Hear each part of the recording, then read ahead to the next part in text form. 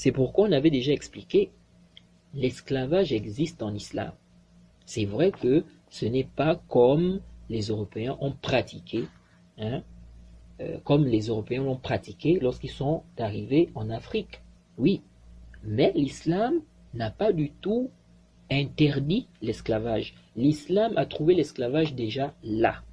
L'islam a mis des règles et des principes pour que ça soit, n'est-ce pas, pratiqué de façon correcte.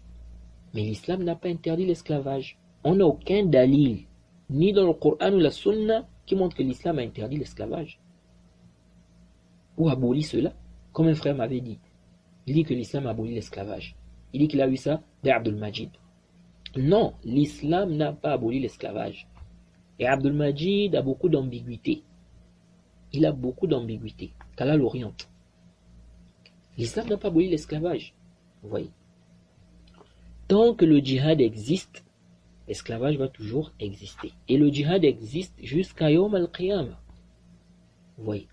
Et même certains chrétiens qui veulent critiquer, non, l'esclavage dans l'islam, ceci, cela, eux-mêmes dans leur propre Bible, il y a l'esclavage, dans leur propre Bible. C'est dedans. Qui a révélé ça? C'est le diable? Vous voyez. Donc, tout ça, c'est l'ignorance. En fait, les gens ont déjà eu une conception, une idée de l'esclavage. Vous voyez.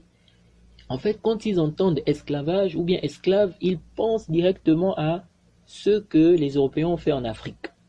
C'est ça le véritable problème. Donc les gens ont une idée déjà carrée de l'esclavage. Donc lorsqu'ils entendent esclavage, esclave, c'est pourquoi vous allez voir que certaines personnes même qui se réclament de l'islam vont vous dire que l'islam a aboli l'esclavage. Ils ont du mal à accepter que l'islam n'a pas aboli l'esclavage parce qu'ils ont déjà une idée carrée de l'esclavage. Il faut enlever cette idée-là dans la tête. Il faut enlever cette idée-là dans la tête. Ce n'est pas comme ça. Ce n'est pas ça l'esclavage, n'est-ce pas, que l'islam n'a pas du tout aboli. Vous voyez. L'esclavage a des règles et des principes. Tous ces textes-là, lorsque vous dites même ça, c'est-à-dire eux-mêmes, je ne sais pas s'ils réfléchissent. Lorsque vous dites même ça, que l'islam a aboli l'esclavage, mais vous voyez plein de textes où des compagnons avaient des esclaves. Plein de textes devant le prophète. On n'a aucun dalil, le prophète interdit ça. Aucun dalil. Quand le prophète voyait ces esclaves-là, pourquoi le prophète n'a pas interdit? Le prophète n'a pas interdit. Si vous dites non, l'interdiction est venue après.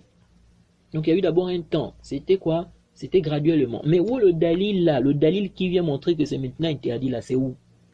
Il n'y a pas.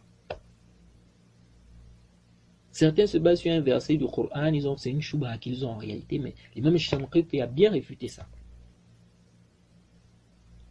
L'islam n'a pas aboli l'esclavage. Il faut que les gens arrêtent avec ces conceptions-là. Tant que le djihad existe, l'esclavage existe. Jade. Mais bien évidemment, ça a des règles, des principes qui sont détaillés dans les livres de fiqh. C'est pas dans le désordre. Hein? C'est pas dans le désordre. Ça a des règles et des principes. Jade. Et l'esclave aussi a des droits. Il a des droits. Il y a des choses que tu ne peux pas faire, n'est-ce pas, à ton esclave. Bref.